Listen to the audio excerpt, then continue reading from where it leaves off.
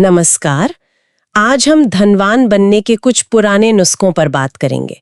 हमारे पास जे उपाध्याय का लिखा श्री जयनारायण वचनामृत है। देखते हैं ये बातें आज भी कितनी काम की हैं। चलिए शुरू करते हैं ये विश्लेषण। तो सबसे पहली और शायद सबसे सीधी सलाह है, भाई कड़ी मेहनत करो, आलसी मत बैठो। लेखक ने एक मिसाल भी दी है कि सोई हुई लोमड़ी शिकार नहीं पकड़ पाती। सुनने में तो ये बहुत बुनियादी लगता है ना? बुनियादी जरूर है, पर इसकी अहमियत कभी कम नहीं होती। सक्रियता, मेहनत, इसी से तो मौके बनते हैं। लेकिन हाँ, ये सोचना जरूरी है कि आज कड़ी मेहनत का मतलब क्या है। क्या सिर्फ घंटों काम करना, या फिर स्मार्ट तरीके से सही दिशा में मेहनत करना, खासकर जब टेक्नोलॉजी इतनी बदल रही है। बिल्कुल सही पॉइंट उठाया आपने। मेहनत तो जरूरी है, पर शायद तरीका बदल गया है।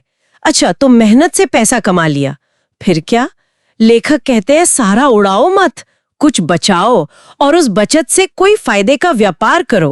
पैसे को जमीन में गाड़ने से साफ मना किया है। हाँ, ये तो बचत और निवेश का क्लासिक सिद्धांत है। जमीन में गाड़ना मतलब पैसे को बस रख छोड़ना, जिससे उसकी वैल्यू बढ़ती नहीं बल्कि महंगाई के कारण कम हो जाती है। तो लेखक का फायदे वाला व्यापार वो आज के जमाने में शायद सोच समझकर किया गया निवेश है। जैसे स्टॉक मार्केट हो गया, म्यूचुअल फंड्स, या शायद अपना कोई छोटा मोटा बिजनेस। आजकल ऑप्शंस बहुत हैं, जो कभी कभी कंफ्यूजिंग भी हो जाता है। उस जमाने में शायद इतने विकल्प नहीं थे, पर सिद्धांत वही था, पैसे को काम पे लगाओ, उसे बढ़ने दो। और उस काम में, चाहे वो व्यापार हो या निवेश, ईमानदारी पर बहुत जोर है। कहा गया है ईमानदारी सबसे अच्छी नीति है। क्या ये सिर्फ एक नैतिक बात है या इसका कोई प्रैक्टिकल फायदा भी है बिजनेस में? मेरे ख्याल से तो दोनों हैं। नैतिकता तो है ही, पर बिजनेस में भी लंबे समय में ईमानदारी ही काम आती है। आज देखिए ना, डिजिटल दुनिया है, कोई भी जानकारी, लोगों की राय कितनी तेजी से फैलती है।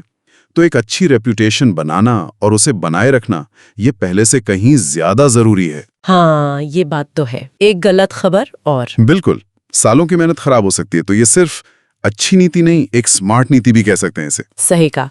अच्छा, एक और बड़ी प्रैक्टिकल सलाह है इसमें। शादियों और दूसरे रीति रिवाजों में जरूरत से ज्यादा पैसा बर्बाद ना करे।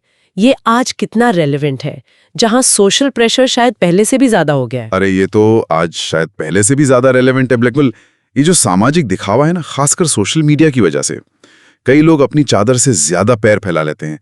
लेखक की यह सलाह सीधी सी है, अपने फाइनेंस पर कंट्रोल रखो। वित्तीय अनुशासन। हाँ बिल्कुल, बेवजह के दिखावे वाले खर्चों से बचना बहुत जरूरी है। अक्सर ये जो शानो शौकत पे खर्च होता है ना, ये आपके भविष्य की आर्थिक सुरक्षा की कीमत पर आता है। ये बैलेंस बनाना आज भी एक बड़ी चुनौती है, मानता हूं मैं। बिल्कुल। और फिर आखिर में लेखक ने कर्ज को दुनिया का सबसे बड़ा दुश्मन बताया है। ये थोड़ा ज्यादा नहीं लगता? आजकल तो घर के लिए, गाड़ी के लिए, बिजनेस के लिए लोन लेना आम बात है। हाँ, सबसे बड़ा दुश्मन कहना शायद थोड़ा सख्त लगे, पर इसके पीछे की जो भावना है वो गहरी है। कर्ज, खासकर वो जो ऊंची ब्याज दर वाला हो या बस शौक पूरे करने के लिए लिया गया हो, वो सच में आपकी आर्थिक आजादी छीन सकता है। अच्छा। हाँ, बिजनेस बढ़ाने या घर खरीदने के लिए सोच समझकर लोन लेना अलग बात है, वो एक स्ट्रैटेजी हो सकती है। पर लेखक शायद उस कर्ज की बात कर रहे हैं जो आपको बस चीजें खरीदने पर मजबूर करता है और फिर आप ब्याज के चक्कर में फंस जाते हैं। और आजकल क्रेडिट मिलना इतना आसान हो गया है कि इस जाल में फंसना भी आसान है।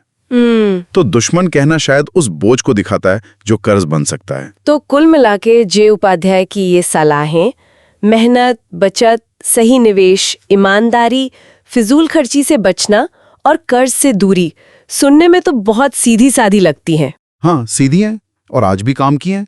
पर सवाल वही है ना, अगर ये सिद्धांत इतने सरल और असरदार हैं, तो फिर इन्हें लगातार अपनी जिंदगी में अपनाना कुछ लोगों के लिए इतना मुश्किल क्यों होता है? सही। क्या आज की दुनिया में, जहां इतनी जटिलताएं हैं, टेक्नोलॉजी है, सामाजिक दबाव है, क्या ईमानदारी बनाए रखना या दिखावे वाले खर्चों से बचना पहले से ज्यादा मुश्किल हो गया है?